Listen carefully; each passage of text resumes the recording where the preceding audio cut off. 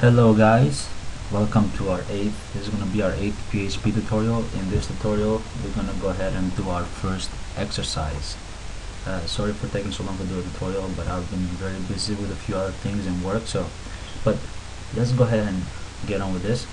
So we're going to go ahead and do our first exercise here. We're going to just build a very simple input HTML. We're going to have an input field and a submission button, and basically what it will do is it will act like as a subscription for when people can put their email. You can subscribe to basically maybe like a news feed or something like that, but in our case all we're gonna do is just accept that email and basically validate the email and make sure that is correct. So that will be our exercise, validating an email. And so let's go ahead and get started. So let's go ahead and open the PHP tag here. Sorry. Let's go ahead and start with an HTML tag first of all. We'll add our PHP within the HTML here. Then we have our HTML tags. After our HTML tags, let's go ahead and have a head tag. So, and let's go ahead and put a title in here. Title. Call here. I'm gonna put exercise, or maybe PHP exercise 1. Alright, so now let's go ahead and go within our body here. Within our body, let's go and create a form. I'm gonna give it an ID. I'm gonna call it subscription form. Method.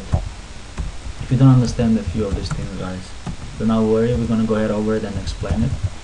Action, I'm just going to submit it to itself, so I'm just going to put the same name as the file, _1. And if you don't understand something, guys, do not worry, once we've done typing our code we're going to go over it. So we're going to have an input field here. I'm going to give it a name. I'm going to call it email, since we will be accepting the email. Type will be text,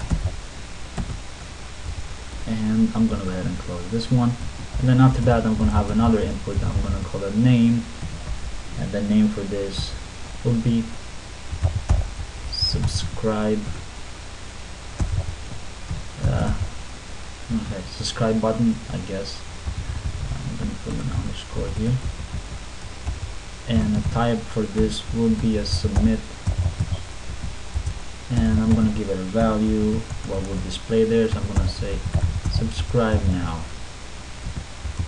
Alright, so now we have our form here.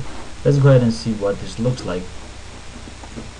So I'm going to go to our local host here and then navigate to that folder, which is my PHP folder and exercise 1. So you go ahead and navigate to your folder. So as we see here, we have an input field and a button. Right now it's doing nothing. What we want to do is, like, let's say we type an email here. Let's say email@mail.com. What it should tell us, okay, like, you subscribe now. It should say, hey, you have subscribed successfully. And if we put an invalid email or something, or that an email that doesn't meet our criteria, it should give us an error message. Alright, so let's go ahead and continue and get that done. So within here, I'm going to open a PHP tag, tell it that this is my PHP section of the code here. Alright, so within here I'm just going to have an if statement is set post, and within the post I'm going to check for email, and I'm going to do another isset, and for that isset I'm going to check another post here, check on my button. I'm going to say subscribe button. Now we'll explain to you what this means in a second. Now if this passes, I'm going to have and declare a variable email here, just so I don't have to keep typing this. I will just So basically when I call email, I'm referring to post, get from the post field, get the email. Now we're going to have our if statements here. So first of all, we want to check empty. Basically, we're not going to accept if somebody just submits nothing in the for the email field. We want to tell them that the field is required. So now I'm going to break out of this. So what will happen is, what I will do is I will close the PHP tag here, open it here again, basically telling it, hey, now this is the HTML part of the body. So in here, I'm going to print out paragraphs, or P, and I'm just going to echo a message here. So let's say email field is required. So basically, if this if condition is met, basically if they submit nothing, then I want to display them this error message. And I'm going to give it a style here, and I'm going to make the text color equal to red. Alright, now let's go within our PHP again and have an else if, so our second condition here. So if filter variable, and let's pass it the email here, and I will explain to you in a minute what this means. And what we want to type here is filter validate email. So what this does, and also we want to break outside our PHP here in order to put our error message. So let's have that. I'm just going to copy this, but this let me copy that one. So basically just copy that, I'm going to paste it here, but I'm going to give it a different, I'm going to say invalid. You can most certainly type your own message, email address.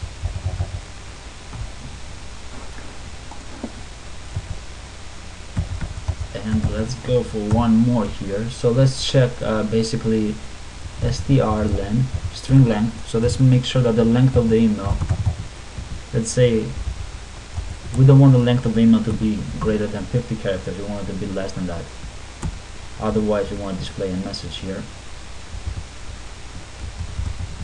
an error message. So in here display an error message saying email is too long. Alright, otherwise basically, so if all of those pass, that means that the email was correct. Basically if it doesn't fail any of those three conditions, we know that our email, or the email that the user provided, is correct, and we should go ahead and subscribe him. So in that case, I'm going to go ahead and display a different message here. So in that case, I'm just going to say you have successfully subscribed, and let's make this, I guess, green, so it's a success message. Alright, so let's go ahead and go over the code here before we see what this looks like. So we have the form here where we have an input and email, and that's a text, and also we have a button, subscribe button. So in our PHP code here, and since like the form is being submitted to itself, what does this mean? It means that when the user clicks on the subscribe button or submit now, it will basically go back here and it will check all these conditions again, and also, you know, display the message, one of these messages. First of all, the isSet basically checks that if the user has submitted this field, and the reason that we check for post here is because we defined our method here to be post. And what post means, the HTTP the fields are being submitted through the background and not through the URL, which is a get. That's all that means.